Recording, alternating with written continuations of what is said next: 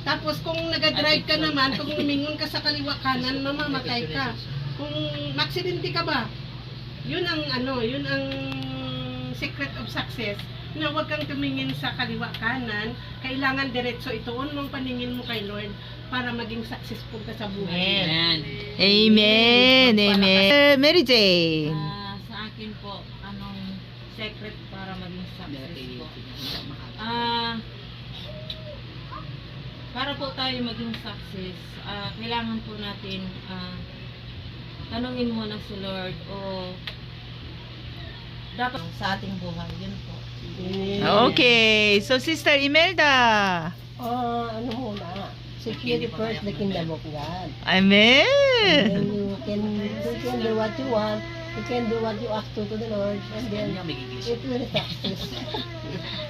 Magiging success tayo. Pag pinili natin Tagalog yung sa gusto Matthew 6:33, seek the kingdom of God. Tagalog. Unahin natin. natin. Unahin muna ang Panginoon. Tsaka, everything will be Yes. added unto you. Tagalog, lahat, English ako pa. lahat ay added. Yes.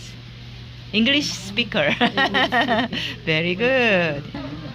Amen. Ano ang sikreto ng success? Yung sekreto po ng success is Ha? yung tamang desisyon. Huwag ka pong pala desisyon. Yung kailangan mo, yung isipin mo muna kung tama ba yung gagawin mo or mali. Para hindi ka mapunta sa maling desisyon.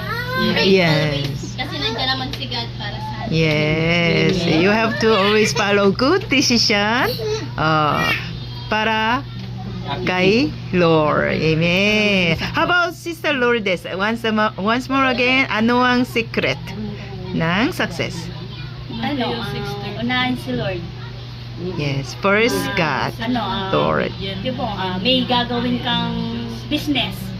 Mhm.